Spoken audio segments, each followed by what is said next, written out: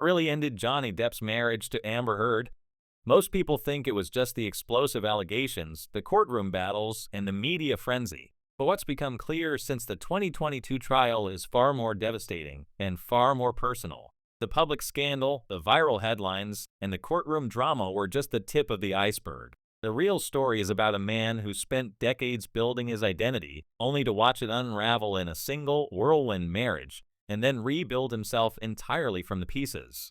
Johnny Depp's path to Hollywood stardom wasn't a straight line. In 1984, a 21-year-old high school dropout from Kentucky arrived in Los Angeles with nothing but a beat-up guitar and a dream of making music. Acting wasn't even on the agenda. He auditioned for a role just to pay rent and walked away with $1,200 for A Nightmare on Elm Street. Within 2 years, he became a teen heartthrob on 21 Jump Street, earning $45,000 per episode. But even then, Johnny wasn't interested in fame for fame's sake. He was obsessed with characters that no one else would touch. In 1990, he chose Edward Scissorhands over conventional leading roles, playing a gothic outsider who couldn't touch the world without destroying it. Studios thought he was crazy. The film became a cultural phenomenon, and Johnny Depp was on his way to becoming one of the most unique actors in Hollywood. Through the 1990s and 2000s, Johnny Depp built a career few could match. He combined artistic credibility with massive commercial success, balancing blockbuster franchises like Pirates of the Caribbean with small, meaningful indie projects. His long-term partnership with Vanessa Paradis, lasting from 1998 to 2012, gave him stability and balance. They had 2 children, Lily Rose and Jack, and for 14 years, he maintained the life many could only dream of: wealth, respect, and artistic freedom. Johnny collected art, played guitar in small bars, and even bought his mother a horse farm in Kentucky. He turned down mainstream projects like Batman because they didn't align with his vision. At that time, Johnny Depp wasn't just a wealthy movie star. He was one of the last true artists in Hollywood who refused to compromise. But fame and fortune have a way of attracting people who see opportunity rather than art. By 2013, as Johnny entered his 50s, his long-term stability began to shift. His relationship with Vanessa was ending, and his life was entering a turbulent period.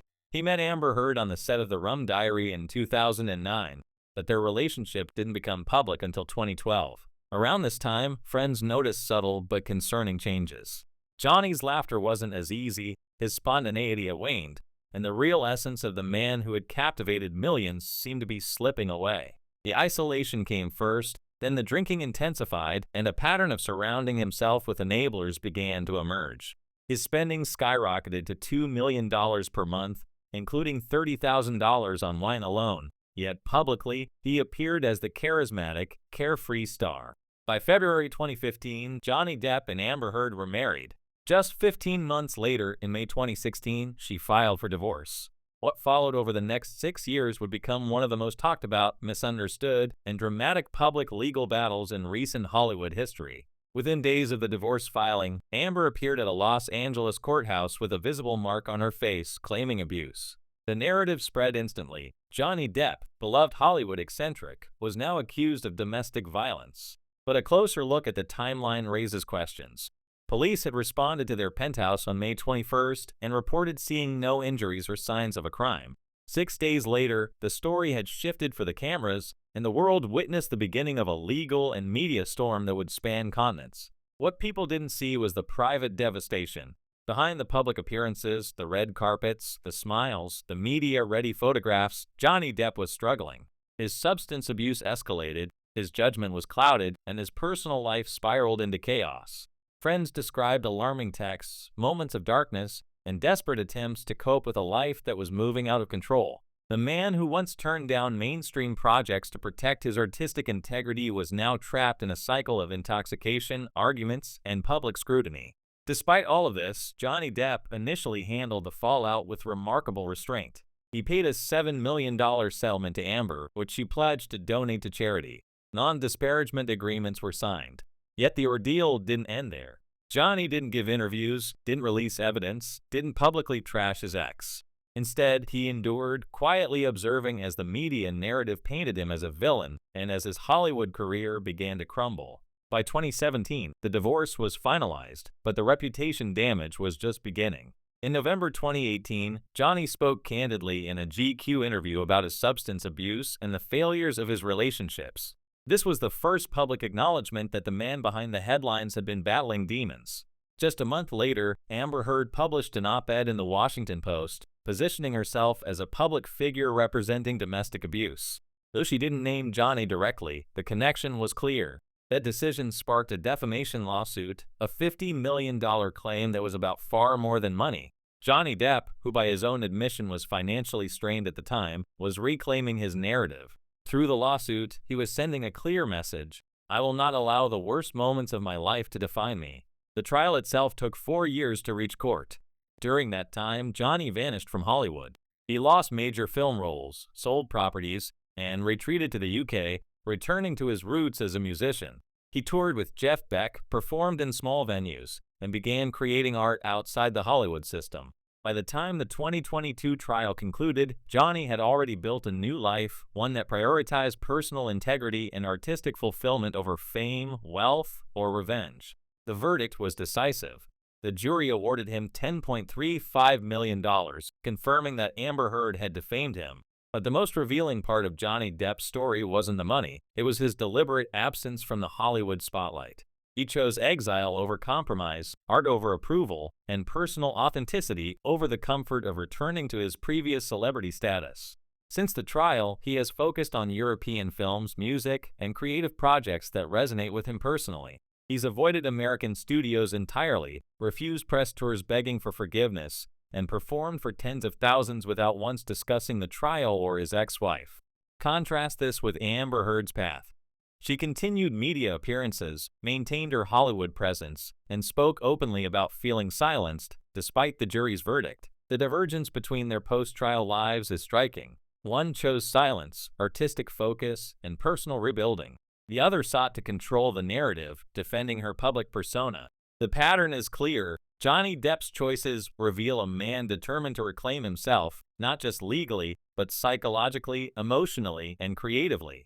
By 2024, at 62, Johnny had rebuilt a career generating an estimated $150 million annually through European films, brand deals, and music. He has directed, performed, and returned to live audiences with the same intensity and authenticity that marked his early years. He sold his Los Angeles properties, embraced life in Europe, and focused on projects that aligned with who he truly was before Hollywood consumed him. Every choice he made since the trial speaks to a single truth: staying in that marriage would have meant losing himself completely. The relationship with Amber Heard, the public scandals, and the legal battles became concentrated symbols of everything Johnny had spent decades avoiding: chaos, addiction, and losing his own identity. Yet through it all, he emerged not just as a survivor, but as someone who reclaimed the narrative of his life. He returned to music, embraced independent film, and prioritized his mental health and creative freedom. The man who once chose art over fame had finally reclaimed both his identity and his life. Johnny Depp's journey proves something rare and powerful. Sometimes, losing everything is the only way to truly find yourself. His story shows that your worst chapter doesn't have to be your final chapter. He could have stayed bitter, attacked his ex, or tried to claw his way back into Hollywood's favor. Instead, he chose transformation, reclamation, and authenticity. He rebuilt a life and a career that aligns with who he was always meant to be: a musician, an artist, and a human being determined to create work that matters. At 62, Johnny Depp is no longer defined by the roles that made him famous or the scandal that once threatened to erase him. He's defined by resilience, creativity, and the refusal to let public narratives dictate his life. He uses his platform to make art, perform for fans, and embrace projects that bring meaning, not just attention. In the process, he's become an inspiration for anyone who has lost themselves, been misrepresented, or faced personal and public challenges. The end of Johnny Depp's marriage to Amber Heard was never just a divorce.